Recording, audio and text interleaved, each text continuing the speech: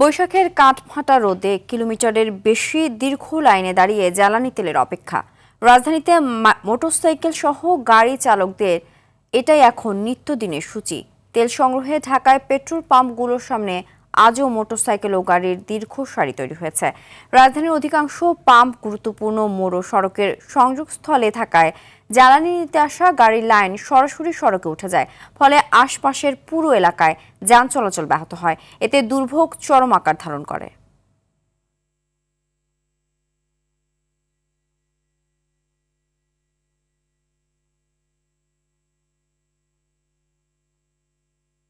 তেলের সংকটের বিষয়ে আরো জানাতে আমাদের সাথে পরিবাগ মেঘনা পাম্প থেকে সরাসরি যুক্ত হচ্ছেন সহকর্মী সর্দার রাজীব।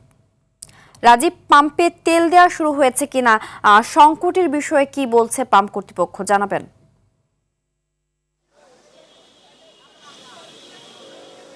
জি সিনথিয়া, যেমনটি বলছিলেন যে পেট্রোল পাম্পগুলোতে চলছে ভয়াবহ অস্থিরতা। আমরা যে পেট্রোল পাম্পটিতে এই মুহূর্তে রয়েছি সেটি মেঘনা মডেল ফিলিং স্টেশনে। আমরা যদি এখানে একটু দেখাই যে এই ফিলিং স্টেশনের এক পাশ দিয়ে ঢুকছে সাধারণ চালকরা, অর্থাৎ যারা সাধারণ চালক রয়েছেন তারা এক পাশ দিয়ে ঢুকছেন এবং অন্য পাশ দিয়ে ঢুকছে ভিআইপি চালকরা। ভিআইপি বলতে যেটা বোঝানো হচ্ছে মূলত সরকারি কর্মকর্তা বা জরুরি সেবায় যারা দায়িত্বে রয়েছেন সেই ব্যক্তিদেরই গাড়িগুলো ঢুকছে। মূলত এই দুটো গাড়ি ঢোকা নিয়েই চলছে এখানে অস্থিরতা এবং ক্ষণে ক্ষণে অস্থিরতা, অর্থাৎ সাধারণ চালকদের সাথে ভিআইপি চালকদের মধ্যে এক ধরনের বাকবিতণ্ডা হচ্ছে এবং সেই পরিস্থিতি নিয়ন্ত্রণের জন্য এখানে বাড়তি পুলিশও মোতায়েন করা হয়েছে।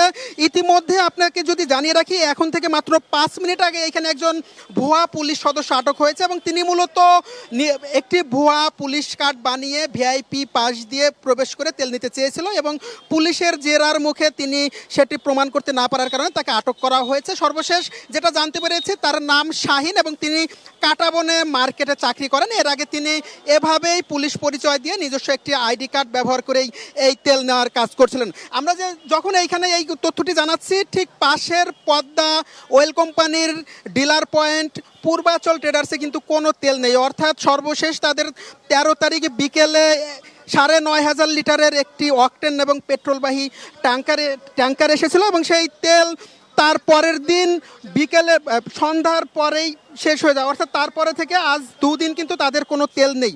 তারা যেটি জানিয়েছে, আজকে বিকেলের পর আবার এক ট্যাঙ্কি তেল আসার কথা রয়েছে এবং 9,500 থেকে 10,500 বা যে কোনো এই পরিমাণ তেলটাই আসবে এবং সেটাও 2 থেকে 3 দিনের জন্য দেওয়া হবে, কিন্তু তাদের এই তেলটি মূলত একদিনের মধ্যেই শেষ হয়ে যাবে। সেখানে গ্যাস পাওয়া গেলেও সিএনজির গ্যাসের চাপ কম রয়েছে। তবে এই যখন পরিস্থিতি, তখন একটা কথাই বারবার ঘুরে আসছে যে কেন এই সংকট, এবং এই সংকটের জন্য মূলত ত্রিমুখী পরিস্থিতিকে বিরাজমান করছে। এর মধ্যে একটি হচ্ছে তেলের যে একটি সংকট রয়েছে সেটা চিরন্তন সত্য, আর সেই সংকট থেকে উত্তরণের জন্য সরকারের থেকে আনুপাতিক হারে তেল দেওয়া হচ্ছে, অর্থাৎ গত বছরের এপ্রিল মাসে একটা পেট্রোল পাম্পে। ধন্যবাদ।